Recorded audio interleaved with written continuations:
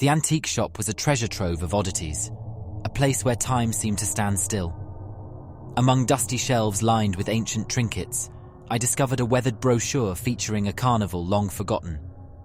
Its promise of wonder and magic intrigued me, and in a moment of whimsy, I purchased an ornate, rusted key, said to be a remnant from the Cursed Carnival. That night, a storm raged outside, casting eerie shadows on my walls. As I held the key, I noticed a faint, rhythmic tapping, almost like distant carnival music. I brushed it off as my imagination and went to bed. But the tapping persisted, growing louder with each passing night. Sleep eluded me, replaced by the haunting rhythm that seemed to seep into my very bones. I traced the source to the key, now resting on my bedside table. Driven by curiosity and frustration, I decided to return the key to the antique shop. The bell jingled as I entered, but the shopkeeper was nowhere to be found.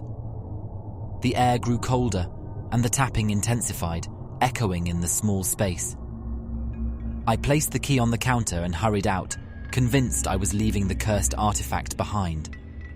Yet, the tapping followed me home, a relentless reminder of the carnival's grip.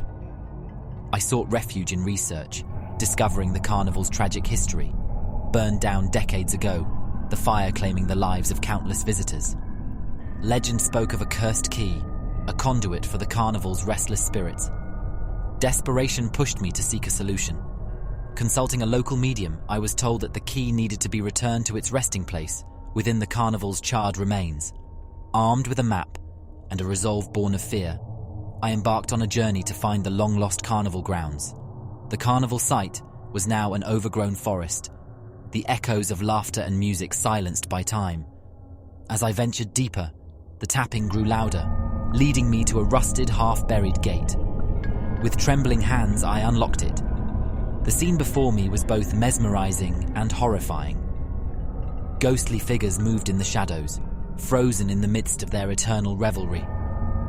Lights flickered, casting an ethereal glow on the decrepit rides and booths.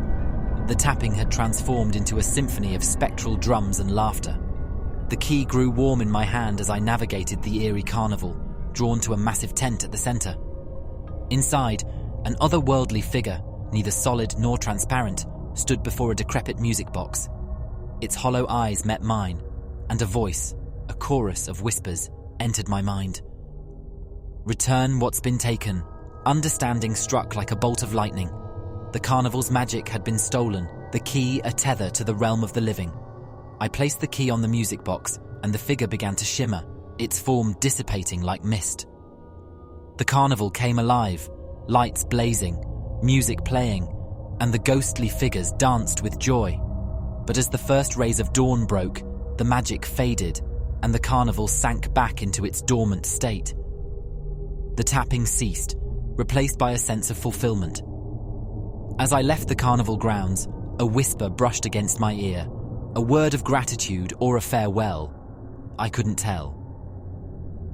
The antique shop was gone when I returned, as if it had never existed.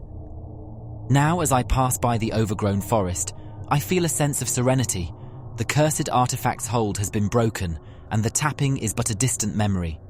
The carnival's spirits have found their peace, and I carry their story as a reminder of the thin veil between the realms of the living and the lost.